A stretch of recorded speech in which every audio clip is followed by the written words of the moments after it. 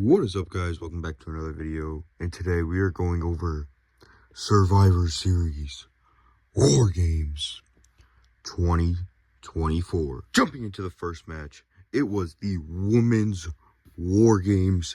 This match was underrated, underappreciated. Everyone on the internet is saying how bad it is. All over social media. They did this, they did that, they botched it, they didn't botch it. When you watch it, you can't even tell they botched anything. I didn't even realize. And I've been watching for like 7 years, so. And the people that are saying they botched it have been watching for shorter than that, most of them. But I thought it was a good match. It was a little short when all of them entered, but it was decent. It was good. There was a lot of action, though, when all of them entered. We started with Nia and Bailey, and Naomi brought in a toilet seat. That was the first weapon that was introduced. It got broken over someone's back, and then they just kept beating him. I'm talking about when everyone entered. That's when they finally used it. And it was a good match.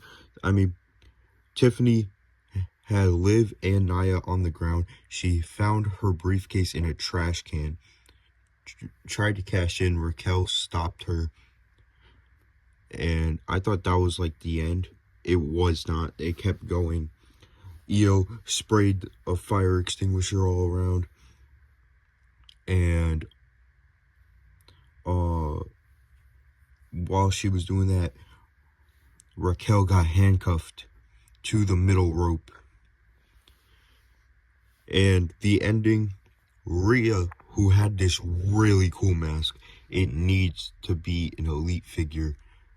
Mainly just for the mask. That was a really insane mask. It was cool. I loved it. And she did take it off after. Liv actually got scared and then walked away and then came back with the bat she injured Rhea with. But in the end, there was a table set up. Rhea hit a riptide through the table to Liv for the win. And Raquel was still there, handcuffed, going, no, like that. So that was okay. But yeah, Rhea's definitely going to have a match with Liv Morgan now. But let's move on to the next match. Jumping into the next match, it was a quick match. But it was LA Knight versus Shinsuke Nakamura. LA Knight was kind of buried. I know that's The Miz. I don't have an LA Knight. I know, surprising. But, Shinsuke kind of buried LA Knight. I mean, I love the concept. LA Knight did get a lot of offense. But, like, Shinsuke, like, he tried to suplex Shinsuke. Shinsuke reversed it, like, on the little metal thing. So that was pretty cool. And then, like, he did all this cool stuff, but then in the end, I know there's not much to talk about. It was, again, pretty short match, but in the end, Shinsuke hit his new Kinshasa to the back of the head. 1, 2, 3. Shinsuke Nakamura is your new United States champion. I'm really excited for that. I want to see how it plays out. This was LA Knight's first loss since July, so it's definitely a big deal. And he dethroned him. He's been holding it for like 100 and something days, and it was Shinsuke's time. Shinsuke is standing tall as your new U.S. champion, 3-time U.S. champion, Shinsuke Nakamura. Jumping into the next match, it was a triple threat between Sheamus, Braun, and Ludwig. Kaiser for the IC title. It was I'm not gonna say it was a bad match. It was a good match. It was a decent match. It's just, there's not that much you would like really remember like that. But I thought the match was pretty cool. I mean, Sheamus got rid of Ludwig for a while. Ludwig got Sheamus's shillelagh, tried to distract Sheamus with it. He hit Sheamus with it. Sheamus was gonna hit Ludwig with it, but then he stopped. Because Michael Cole said it's because he wants to win fair and square. It's a triple threat. You use the weapon, it's fair. But he did hit Ludwig with some more moves and took him out for a little bit. And then Sheamus, there was a chair set up here. I think Ludwig Kaiser set up the chair. And it was Braun and Sheamus. Sheamus was right here. Braun went for a spear. He ducked. He moved. I think he hit him with a bro kick as well. He pinned him. 1, 2. Ludwig pulls the referee out of the ring. And there's nothing the ref can do about it.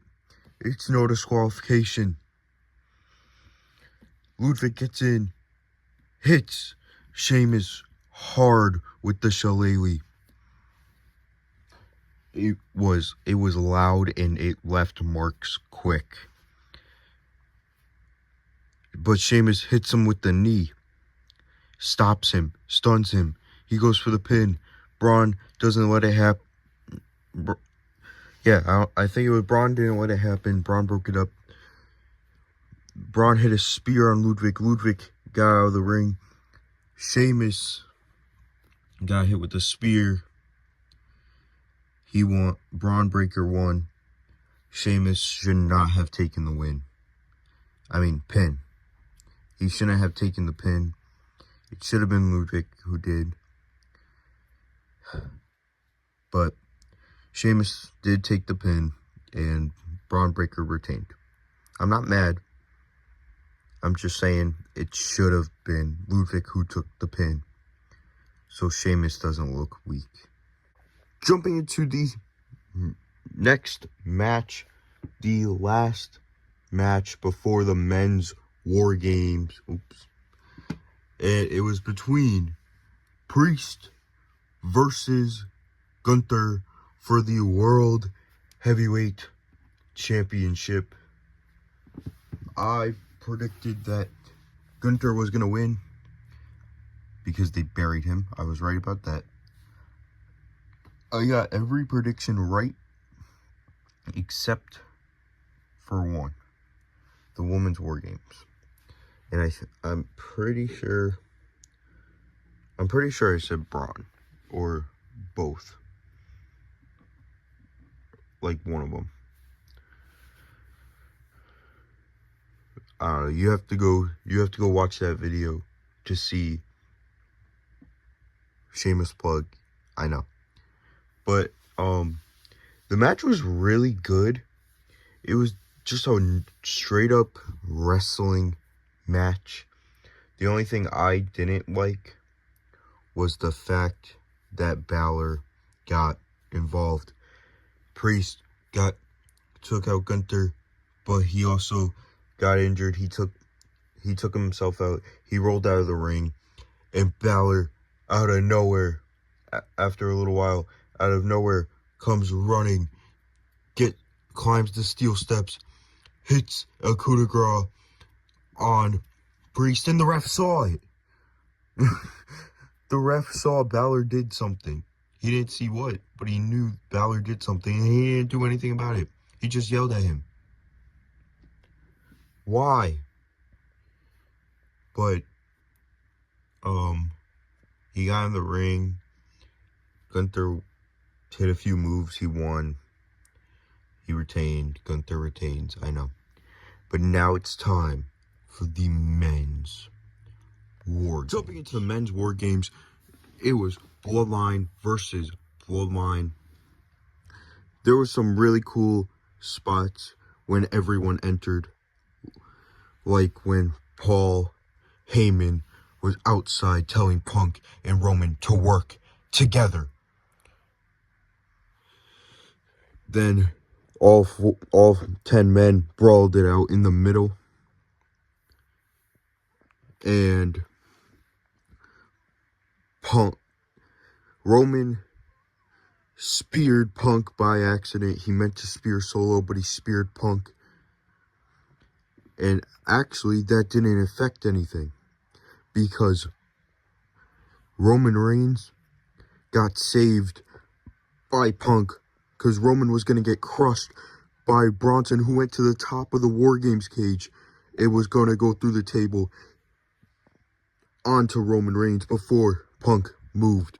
Roman and they all stood tall. Punk was a part of this. They all hugged Paul, and Punk said, "Whenever I need the favor, I'll come to you." He said that to Paul. They all hugged and shook Paul's hand and celebrated right here together. That is going to be it for today's video. Hope you guys enjoyed. Peace.